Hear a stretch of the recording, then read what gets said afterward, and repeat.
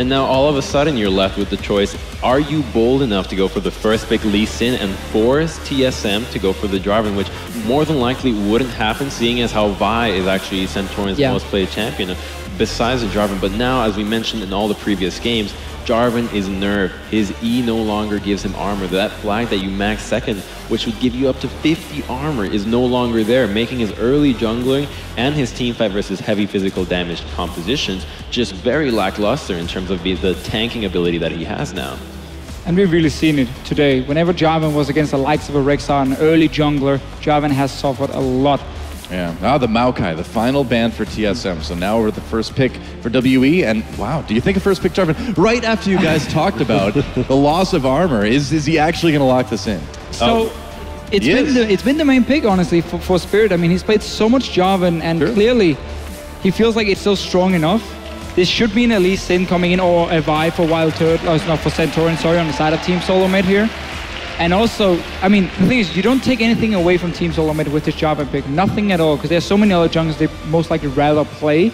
And this is simply just Spirit saying, I need a mobile early, I need a mobile jungler who can make plays, and also a bit more maybe teamfight focus coming in from Will Elite side. What this tells me, though, is that perhaps Spirit has a lot of trust in his lanes in terms of setting up early ganks now. No Annie has been banned, and you know the Annie Jarvan has an incredibly strong level 2. You can go for just a Gromp into a mid lane gank, and unless Bjergsen was to take cleanse, which is now no longer likely because he is on that Zed, he becomes a lot more vulnerable to being picked on in the mid lane. Yeah, and that LeBlanc is still open, and I'd be pretty inclined to take that. It's not the best matchup though in the mid lane. I mean, Zed does really well into LeBlanc and also forces her to go early Hourglass, making her slightly weaker, at least in terms of her pick potential. And it's a matchup Bjergsen has played multiple times. I mean, the guy is known for his Zed, and I feel like that's why they don't go for it. Yep, Diana picked up and said Morgana as well. Grabbed for possibly a support pick. Somebody's been taking a page out of Fox's book in the Diana. Could be Diana top lane. Could be Diana jungle with the Jarvan top lane as well. Could be a Jarvan top lane. It's a lot of flex picks on the WE side right now, honestly. I mean, we saw Diana top lane early in the LPL today. Yeah. So I believe it was, I want to say YuZhe Gaming who played it, with Carry up there in the top lane, and it worked pretty well, honestly. So they haven't shown too much yet. A lot of flex pick coming in from the side of World Elite over here, and obviously Bjergsen and Team Solomid. Honestly, a very standard composition coming in. We talked about this Lee Sin now that Rek'Sai and Nidalee has been banned away, so no real surprise there. Now, something notable about the TSM composition is that they don't have a lot of actual really hard crowd control, unless it's coming out of a massive Dragon's Rage from Santorin, or just one Glitter Lance or massive AoE ultimate by the Lulu, which is more than likely going to be top lane Lulu. They don't have the ability to really lock down somebody, especially if they are hit with a Black Shield. So that Diana can have a really easy time getting into the backline and really just wrecking havoc, which would lead me to believe that the last pick coming out from TSM would more than likely be something like a Thresh and just going for an all-out fight in the jungle composition and just really avoid that 5-on-5 that World Elite has clearly drafted a much better 5-on-5 position. Do you think this puts a lot of pressure on TSM to really make things happen in the early game? Because we're seeing a composition that looks like it's going to fall off pretty hard. Absolutely, because you know, Zed will eventually lose the 1v1 to Diana if that lane eventually goes even, because of her, in the current meta, her item path is so nice. You can go with the Hourglass, the Abyssal, and then the Nashor's Tooth. You know, it's pretty perfect right now. And wow, it could be the support Lulu and Dyrus going on that top lane carry. So they would give them a bit more team fighting from Team Solomid, but their combo is still very much built around creating picks with this Zed here. You got the wave clear of a Corki, obviously. You got the Lee Sin to assist Bjergsen. That's a very, very strong 2-on-2 skirmish. But Diana in the late game, if she goes for Nash's Tooth, she's gonna beat Zed in a split push, and that's going to be a big problem then, because suddenly you don't really have any other options than grouping as 5, and then you're going to run into a massive front line of Jarvan and Sion. I like how World Elite is putting Aluka on Sion, because again, he has been the weak link, honestly, of the team, so you want to get him on a massive tank, where his job is basically just stand in front of Team Solomid and take a lot of hits in your face. And all around, good lanes from World Elite coming in here. On Team Solomid, I want to see if they can take this early lead and use the Zed to split push, or if they're gonna have to simply play around vision to create picks before fight even breaks out. Because if they get engaged on by Sion and Jarvan together, there's nothing that's gonna save this Kennen pick at all. I mean, he's gonna die instantly, basically, and he won't get to use his ulti properly. I mean, if you look at this, they've got a lot of ways to just absolutely blow up TSM's back line, and Corki becomes kind of a risky pick because of that too. We see the comps locked in here. They're going to get on the Rift in just a second, right after this. Welcome back to the Intel Extreme Masters World Championship. My name is Joe Miller. Joining me for this game is QuickShot and MonteCristo. We're just going to dive straight in there. TSM, the #1 seed coming out of North America, against Team WE, who are not having a good time whatsoever in China. Are TSM as bigger favorites as those seeds make out? They should be. World Elite are playing with substitutes as well. Yeah, substitutes, I mean, maybe their roster going forward. Obviously, they've made some adjustments right here. You know, speaking as to Mystic's ability, was never a terribly impressive carry back in the Korean scene, but his solo queue record seems to mean things may be turning around.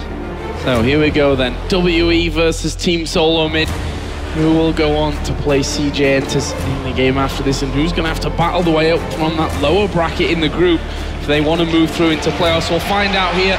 Monty, why don't you take us through some of these picks, because there's some interesting ones, especially over on WE. Yeah, Xiye's pick is interesting, but this actually was one of his most played champions in the last season. We had Rachel do some, take a look at some of these team compositions and these picks from these players, and so he's kind of reviving an old classic for himself and something he definitely should be comfortable on.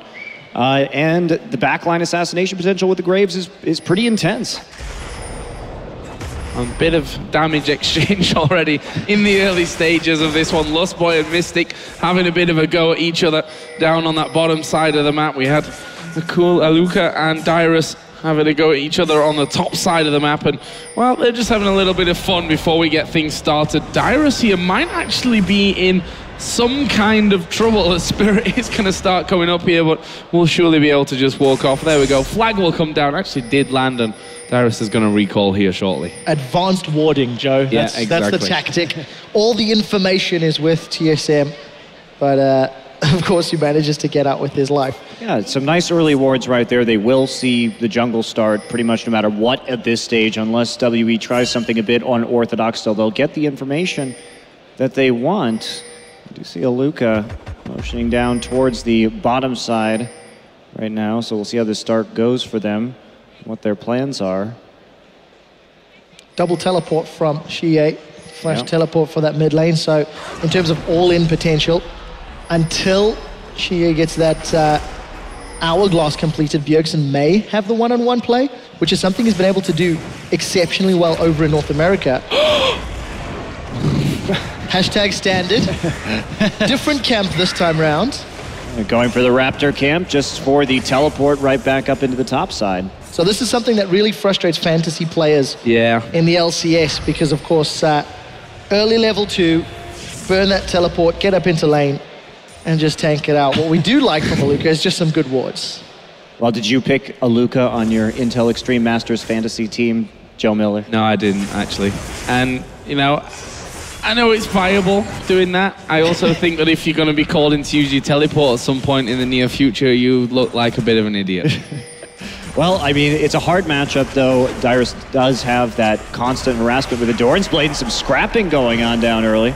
Oh, good damage trade back and forth. YuZhe lands the Dark Binding. I really like the fact that Mystic and YuZhe actually got that early level 2. Something that they've not had the same success over in the LPL is disrespecting their opponent's level 2 all-ins. However, that was with a different AD carry with STYZ. So this time around, they get away unscathed. And Dyrus doing a lot of harassment right here on the blue buff of Spirit. He will get chased out as the threat of the Sion collapse comes through, but that will deny a little bit of CS right there, keep that pressure up. So TSM just trying to control the tempo of this game right now and do anything they can to slow down Spirit. Look how active they've been about keeping wards on Spirit in this game. TSM definitely has a good game plan. They know that Spirit is the threat on this team, and Santorin coming in from behind. This could be extremely interesting. What are they going to be able to do? Will they get in close enough? There we go, close in onto Xiye, but he'll be able to walk away and was very patient with the flash as well, decided not to use it. Able to walk out, but that means that Bjergsen has a fair bit of time now to get some farm going in that middle lane. And take a look at how Xiye had actually itemized in that mid lane. 4 cookies as well as the flask. That is some really all-in levels of sustain realizing it's going to be difficult at those low levels against Zed, but as a lot of the players have discussed, they like Diana into Zed for multiple reasons. The shield, the all-in power, the itemization. The longer the game goes, the better Diana's going to be. Yeah, absolutely. And with this huge front line, I know the expert desk was talking about it as well, but how tanky and how bruisery Diana gets here. If this game goes long, TSM may find themselves in a bit of trouble just because they won't be able to chew through a Sion, Jarvan, Diana combo. And of course, Graves with a little bit more tankiness than most of the AD carries as well. So it can be a rough situation here. WE has an opportunity if they don't fall too far behind early to really just outscale. See that fair amount of damage already traded on this bottom side. See how Mystic does. One of the big question marks we have about Team WE in this game, along with Xiye, of course, in that middle lane. Now he's going to be able to step into it, but so far Mystic taking a lot of damage, but sticking around from this one. I think they might have to recall at some point soon there, though.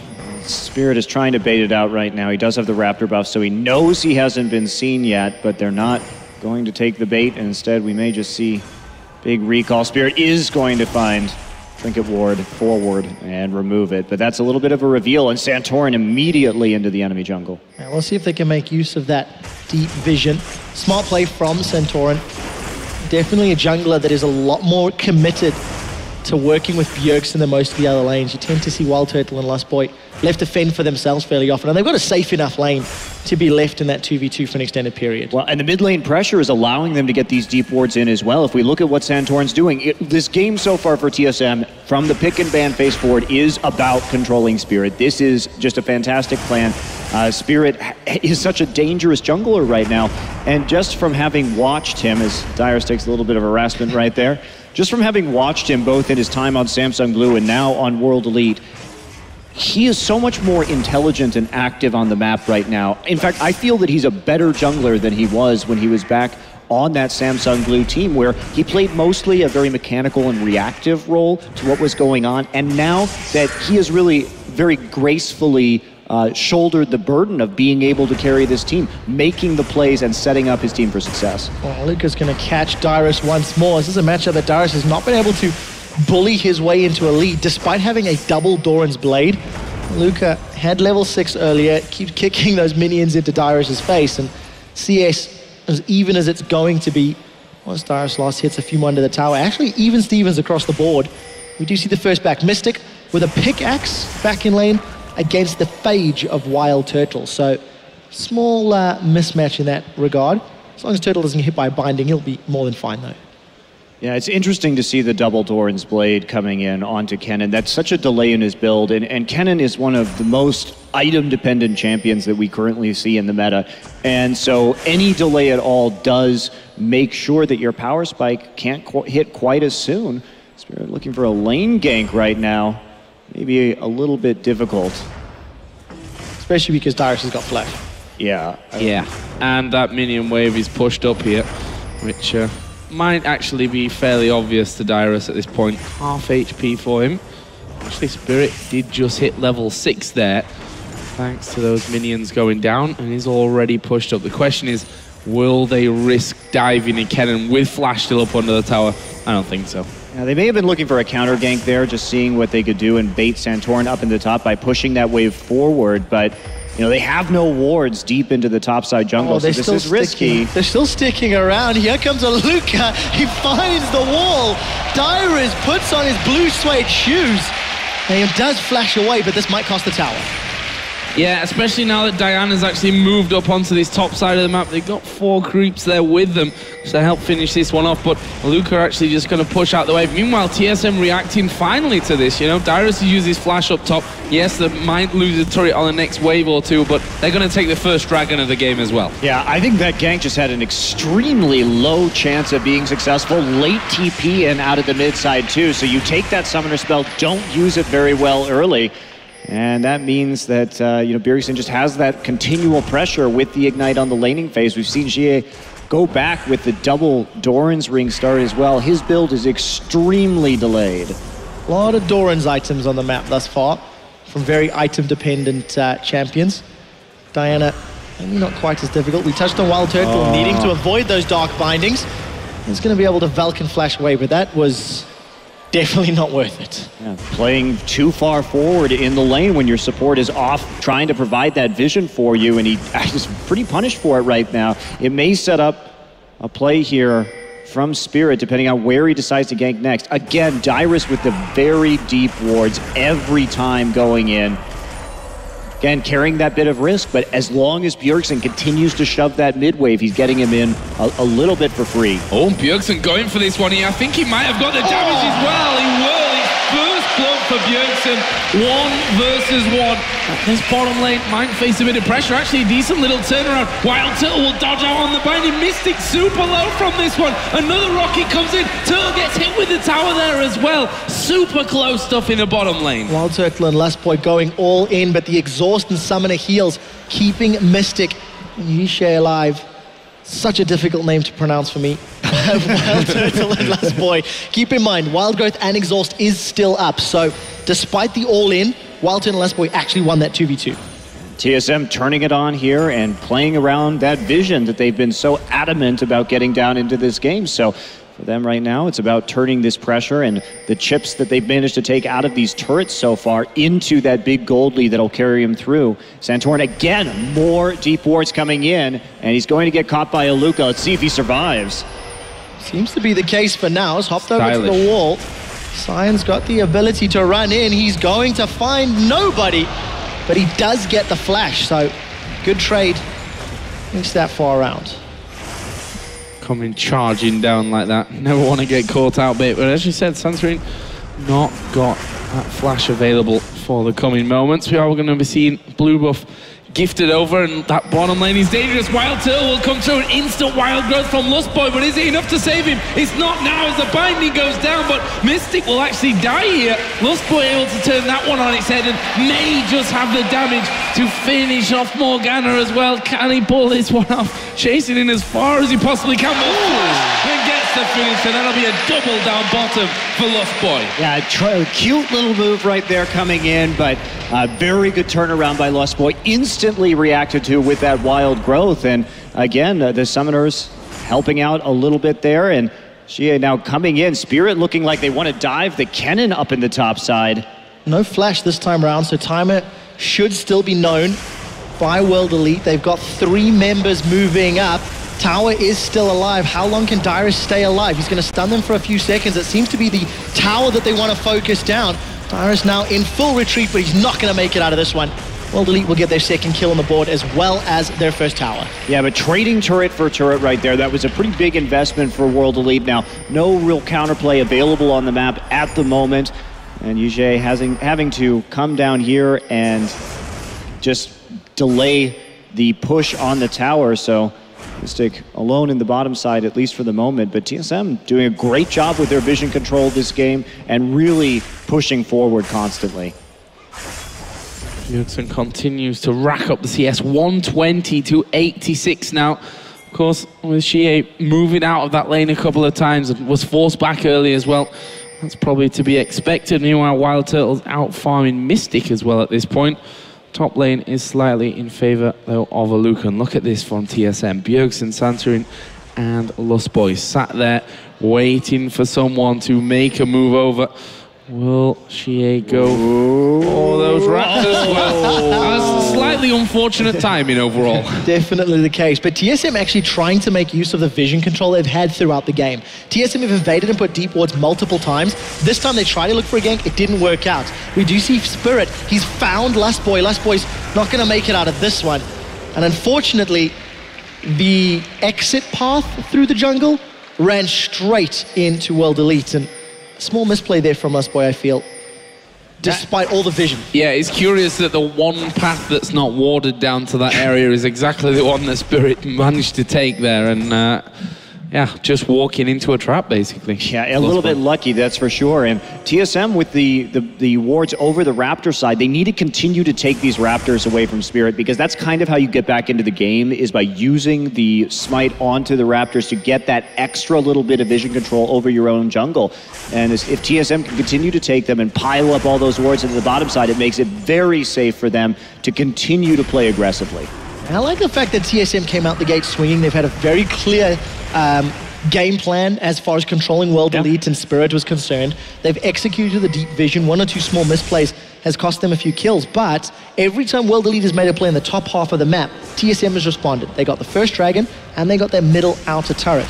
The Dragon up in 15 seconds. The vision has been cleared out of World Elite's jungle, so TSM not going to have the same level of control that they had a few minutes ago. Yeah, I think one of the big issues, though, as we see Dyrus and Aluka scrap it up out in the top side, is that Aluka did go for this Banshee's Veil first, and he, you know, the Trinity Force now done, so there will be some extra physical damage if Wildturtle can get into auto range right there. And Bjergsen is a major threat. A lot of times we see Frozen Heart first on Sion. Obviously not ideal for this matchup, but the very nice mixed damage comp from TSM should be doing some work. Should be, but I don't know if they're going to be able to kill him at the end of the day. 130 CS at 15 minutes. Corki's not a tank killer, nor is Kennen, really. I'm a little scared the longer this goes, because Sions can become ridiculously beefy. We see him a lot in EU. Yeah, absolutely. But at least for right now, that Blade of the Ruin King will be doing work if they can actually close it. But yeah, I think the later this game goes on, absolutely, that is a major, major consideration. TSM is under a bit of a timing window with this composition, where if WE can kind of ride out the Kennen stun, there's not going to be much left there as long as they can position properly. There's a ward. Oh, and as trap set up there, the Spirit's going to go down straight away, and this is going to be at least 2 kills here. Bjergsen gets the first one, will get the second one. Here come the rest of the team, and that's a lot of damage. Bjergsen shut down. There is Xiye diving in, but Dyrus with his ultimate running. They should be able to finish off Aluka without losing any more men. This should be a 4 for 2, and will be in favor of TSM. And Mystic just not there to set that one up. They didn't actually place the pink down in the brush fast enough in order to take that out. And I mean, you see WE playing with these 2 newer players to their roster. The synergy just hasn't been there. We've seen the kind of awkward teleports in this game so far that the timing has been off, and they aren't all on the same page in terms of how they want to control these objectives. Definitely not. I like the fact that TSM were aggressive enough to jump in there. The moment they realized that World Elite had started clearing the ward out, Bjergsen instantly hopped over the wall, had the support of Lustboy, and Bjergsen is doing a great job this game. If you notice, he got his Blade of the Ruin King, Trinity Force completed for Wildturtle, Lucidity Boots for Lustboy, so TSM have got this powerful state of play at the moment, and I think they need to make use of it further, look to set up more dragons or look to push more towers. Yeah, it's all about who can stop the split push at the moment. WE starting to move in around that dragon a bit. They try and take control over the crab. Pretty poor vision overall around this objective from TSM. But I think they're in such a power spike right now, it may be very dangerous for WE to fight. Interesting to see that TSM had control of the dragon off that fight, but didn't have the wards to invest in clearing it. Dragon's going low, but Xiye's jumped onto Dyrus. Dyrus has no ult. Looks like Santorin wants to try steal this one, Joe. Yeah, this could be close as well. We see that Xiye actually fairly low. It will go over to WE, but how does the fight go? Aluka already low. Santorin and Bjergsen, though, will be getting locked up here, but Morgana goes down. Bjergsen bouncing in and around everyone using that death mode. A Wildturtle has managed to pick himself up the triple there. They'll finish off the rest of them, and that is an ace for 2 here for TSM. WE may have thought they had a little bit of a window right there with the ultimate down on the Dyrus, but TSM is in a massive power spike on Zed and Corki as well. So this is exactly the wrong time for WE to go in there. They can push the lanes, maybe take out that mid side, but let's take a look at this one again. Kick up, Aluka has a trouble finding the target, misses his stun completely, but he does delay them long enough. However, he's already taken so much physical damage over the course of that fight. Lustboy comes in, great ult on himself right there to tie up the back line, and Turtle able to clean up that one pretty easily. And something else to highlight is TSM were completely spread out across the entirety of the river. So the AoE from Mystic, from Xiye, simply not all that impactful. You see how quickly everybody flashed away from the Morgana Soul Shackles. TSM did not group in the AoE that World Elite could put down, and TSM took advantage of the item spikes that they had accrued for themselves over the last few minutes. Keep in mind they did give up Dragon, but you don't mind because they traded for the tower, a bunch of kills, and what's this, a 4,500 gold lead. So a confident start here for Team Solomid out of North America. Yeah, I mean, they look very good in this game, very well prepared for this specific opponent as well. See Lustboy picking up that Talisman of Ascension pretty quick here onto his Lulu. So just more and more engaged, helping out Kennen. Maybe not need Flash in order to get a convincing engage down. Yeah, and Bjergsen's at that state now, Blade of the Ruin King, Brutalizer, Last Whisper, where you're going to struggle to really control him on those side lanes. You've seen him take out the first turret. Xiye actually doing the same down the bottom, but Bjergsen is still on that top side of the map. We can see a couple of men from WE coming around there, just seeing what they can find, but TSM will be long gone before they can get anywhere near. Let's have a look at the gold overall. About 5,000 gold lead at the moment for TSM up in the towers. And plus 12-7 in kills, which is spread nicely between Bjergsen and Wildturtle. And something you have to highlight. That was a first pick Zed, first pick Corki for TSM on the red side rotation. These two champions are working out in their favor exquisitely. And they make use of the early kills that Bjergsen and Wildturtle had accrued for themselves over the course of the CSing and itemization, and it's very, very smart play. The real test for TSM now comes in, how do they close the game down? There's relatively good wave clear between the Diana, the Graves, the Morgana, as long as they don't get poked out of the tower. But we'll see if TSM can maintain some vision control. They look to be trying to set up a play on Xiye, but he's going to teleport to safety. Cooldown blown. Yep, that's another one, and I'm just not really sold on this teleport we've seen from Diana. It has resulted in 1 kill so far, but by running the TP, they so totally lost control over the mid lane, constantly having to play under the turret, and that allowed Spirit to be consistently red over the course of this game. They knew exactly where he was, and they shut him down so that he couldn't actually make the plays to carry this team. Wildturtle's going to gently rub Aluka's back as he gets off, what was that, 4 auto attacks basically. Gonna do a whole lot. Luka's building up his armor, but look at TSM, maybe trying to set up another one of those pincer maneuvers. Spotted up by the pink ward though, so TSM should back away from this. Yeah, really smart just to back off instantaneously. They thought maybe they would get a free pass onto the back line, but not even bothering to keep on moving towards them once they knew that they had been seen, and it's just the push game right now, very difficult to stop Bjergsen. Although Frozen Heart done on Aluka, he's starting to get a bit scary. I think a tanky sign's always going to get terrifying. And that double teleport, while it hasn't paid off yet, I also think there is a lot of safety in the later game to help deal with the Bjergsen split push, to give World Elite much more options to play around. Having Aluka and Xiye having the option to move around the map, but they need to get there. And at 5k cold down a tower, they can't afford to hemorrhage more gold or hemorrhage more items to their opponents. Yeah, there's no doubt that this teleport is going to be the superior the superior summoner spell in that late game. But like you're saying, it's just a matter of getting there, and the deficit is already so large that if WE tries to fight them again in a 5v5, the game may just end. If they can just somehow continue wave clearing and avoiding that damage, there is a chance for success. I mean, we do see the Dragon coming up in 45, but this would only be TSM's number 2. So really, WE does have a lot of time to work with right here before that really 5 Dragon stacks comes into play. Well, they are going to be pushing the mid lane for now, and actually with all 5 members, Wildturtle will come across from this one. They've got Bjergsen down on the bottom lane there, but is he going to stick around for that one? Santorin and Lustboy are both coming up, but they're going to lose this inner turret. Dyrus actually diving right into the middle of them here, but is he going to fall? Actually, we'll get the wild growth to keep him alive. World Elite have got a couple of really, really low players in this one. Wildturtle will now come around, a flash away from the Cataclysm as he goes down. This is a close fight, and we see already a couple of men dropping from each side. Bjergsen. Mystic going to be in trouble as well. Wildturtle will be picked up, but now Bjergsen in there. Deathmark on Aluka. He will be finished off there as well. And that is 4 men down. Jarvan already back to base there.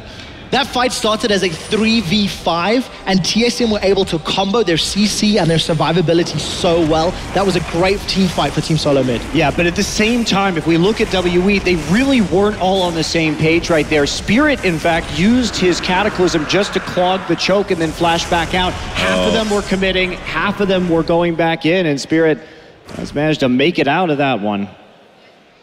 Misplays from World Elite in terms of maybe communication. I think the substitutes shine through. There you go, Monty. Yeah, right here. So you do see the Dyrus stun coming through. Good knock-up at the end of that as well. But look at what they could have done right here. They try to back off. Now Spirit Cataclysms flashes out. Run right now. Bjergsen's coming in from the side, but Mystic and Aluka decide to go ahead and re-engage on that one, and Wildturtle just escaping with a sliver of health. Mystic does manage to take him out, but I think you just got to back away and say, hey, we got that tier 1 turret. They didn't get a turret at all. You have to remember what the win conditions are. You need to go to that late game. Yeah, Xiye also followed in there with that Lunar Rush on Diana.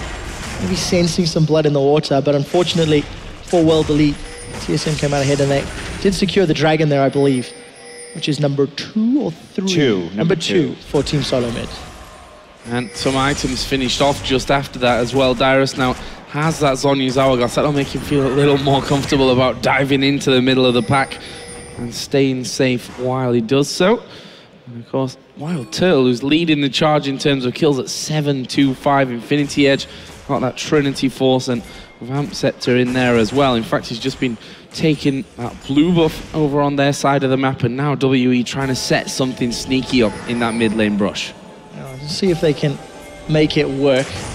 All those sweeping lenses out to clear the vision, but you know, Lustboy 2-2-12, involved in 14 of his team's 16 kills. It might not be Juggermore, but support Lulu is doing work. Oh, Santorin's going to get caught by the Dark Binding. He might go down here, Joe. Yeah, Wild Growth, though, it's a wonderful thing. However, there's not going to be a second one for Wildturtle, who already used his Valkyrie, and he's down and out of this one. Dyrus will jump into the middle. Where is the Zhonya's? He gets the stun. Zhonya's will be used. YuZhe is going to go down, and Dyrus will fall just after, and that leaves Bjergsen all on his own in the middle of the pack. He'll try and get off to the backside. YuZhe not taking enough damage as Bjergsen jukes off onto his shadows. And I think he's managed to escape this one. We see there Santorin and Lustboy recalling on the top side of the map, and Bjergsen, I believe, is safe there. But that's a great delaying tactic from WE, and I'm not sure what Wildturtle was doing on the side of that fight. Good engage in order to catch him out, getting him after the Valk was used, and they're just going to push up the lane. And this is what WE needs. They need that time. They need that breathing room. They don't get an objective off of it. They're not so bold as to try and take a Baron at this stage, which would be quite difficult for them, given that they're still trying to scale into some damage right here. But they couldn't have asked for a better pick to have made. And honestly, TSM pretty much had gotten out of that scot-free before the collapse onto Turtle happened. 2 for 1 in the team fight. World Elite will be happy. Aluka's got over 3,000 hit points already, continues to stack up the armor. Makings of Arandian's Omens for Spirit. Still no tier 2 boots for Xiye, but a lot of damage to be followed up with that Nash's Tooth and Hourglass. So tools are there for World Elite if they can find the right team fights. TSM have been somewhat split. If you think of the last fights, TSM have been spread out and have been reacting to World Elite. And I don't know if they can afford to do that as this game continues to tick on. Still 2 teleports to deal with, still super tanks to come through. If you look at all of World Elite, they're actually all pretty bruisery, pretty in-your-face champions. Yeah, and in terms of countering the split push, those 2 teleports, it really can't be overstated how much that is going to be useful right here, because they can effectively choose to split push twice as often as long as they can continue to force ports. So it's a very large advantage. See Bjergsen, an elixir right there, already trying to get some more kills and snowball it into a tower. And we see WE looking for catches in the mid lane as well. But you can see TSM stalled out just a little bit. They developed this great play, dragon fight, team fights, presence on the lanes, but they've not been able to commit to those inner turret sieges. So TSM slowing the game down, and this plays into World Elite's favor just a little. And you see TSM trying to set up the death bush again. It's not working out. They didn't find any targets. And now they're going to get encroached upon. Going to jump onto Xiye, so that's an instant hourglass as the team fight erupts. Will delete, they're committing from behind. How are they going to pull this one off there? Dyrus once again right on top of at least 2 or 3 of them there. Spirit down to half HP. He'll be the first target here, but look at the damage onto Bjergsen, onto Santorin. And there is Wildturtle. He's still hammering away on the backside, but they're going to lose Dyrus. Santorin managing to mop up there in the end, and that is going to be a 4 for 2. Will they catch Aluka? I'm not sure they will. Santorin manages to follow through. They get the slow as well. If they get this kill, it's certainly going to take them all the way to the base. That tower is still alive though, so Aluka should be safe for now. 4 for 2. Wildturtle carries on the chase, ignoring the tower for the time being. Santorin as well as Lustboy bring up the minion wave, and this will be a 2 for 4 team fight, but plus a tower. TSM come out ahead, but it was very, very scary. But the gold lead isn't actually moving right here. It's been sitting at 4 to 5K. Now, Xiye here does get a drop from Bjergsen and has to use his Zhonya's Hourglass immediately, which means it's not available to counteract the stun. Bit of a slow port in reaction from Aluka. Dyrus moving in order to get the 3-man. And this flank up here completely removes Mystic from the fight. Even though they're fighting over the speed shrine of WE, they don't allow them to move forward. And Lustboy gets that very nice exhaust, so it's an easy kill. And then it's just tanks left at the end. Yeah, Aluka's actually been pretty well known for having some late teleports over in the LPL. And then, as you mentioned, a few seconds late to that team fight, had that big beefy frontline, maybe been able to get to Mystic. Could have worked out. But World Elite will secure their second dragon of the game.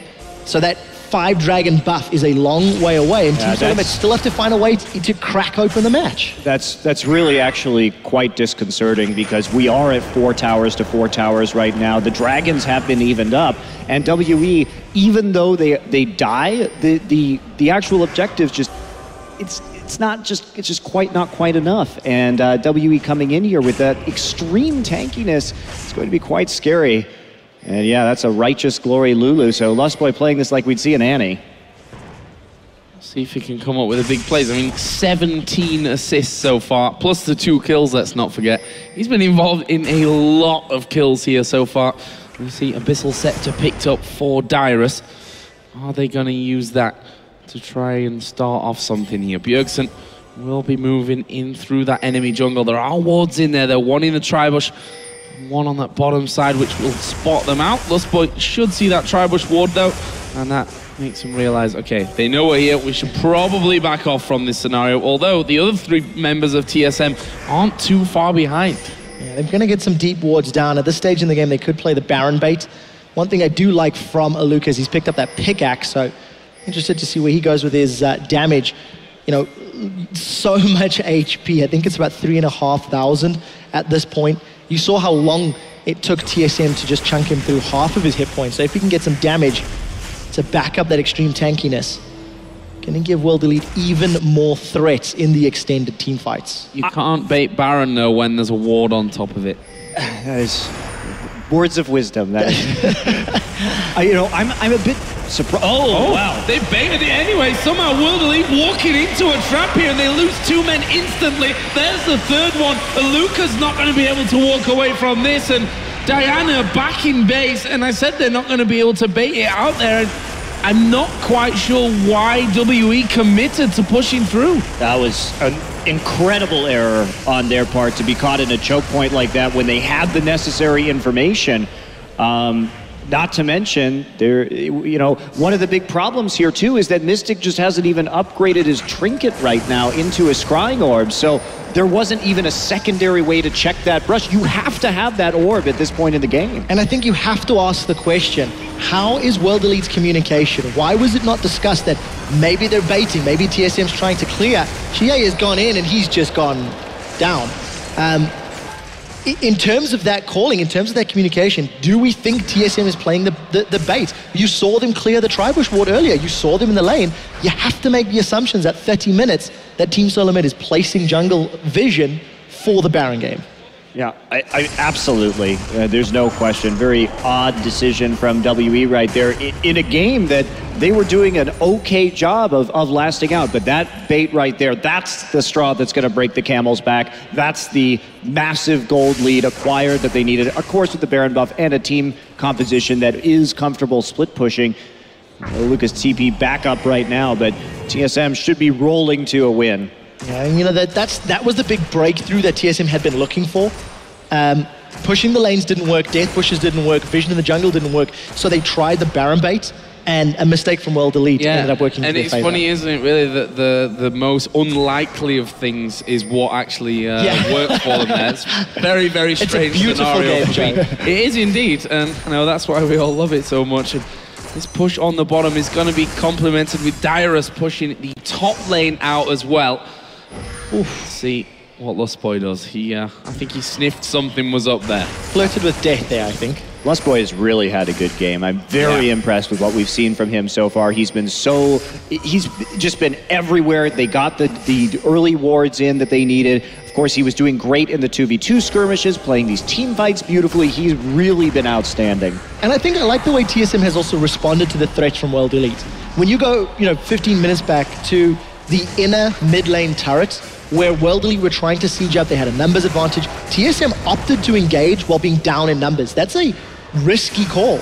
And they took advantage of World Elite maybe not being on the same page, but it worked out. This could be a very scary team fight. Collateral damage has already been used, and TSM, they're the ones turning the engage back around. Chipping in there, but it is Dyrus that makes the first big push right into the middle of the team, and half of them pretty much down to half health as the exhaust come in as well. Lustboy will fall down, but that may be the only casualty that they get here. Aluka is the next target. Santorin trying to stick to him. That is a current 1 for 4. Aluka did get away, but TSM might be able to push for the win. Phenomenal target picking from Team Solomid. They are going to take out World Elite to pick up a fairly convincing win after some great decisions and movements around the map. Congratulations, Team Solomid. Yeah, coming off that game too, I really am impressed by how TSM just catered to their opponent's play style right there. They had that strong early game plan about how they were going to deal with WE. They took them seriously, and it worked out. There was a little bit of stalling, I think, in the mid game and imperfect vision control, generally speaking. But beyond that, they did get the snowball they were looking for, and they came up with the plays when it mattered.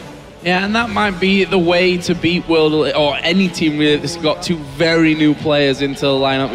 You try it time after time by baiting them, and probably once they're gonna have communication errors or something that's not quite there because of the fact they've got two standing players there. And well, we saw it as they came up towards that Baron. The kills that really broke that game through. But either way, brilliant performance by TSM. They will be moving on to play CJ Enters next. But for now, we're going to head to Shocked and the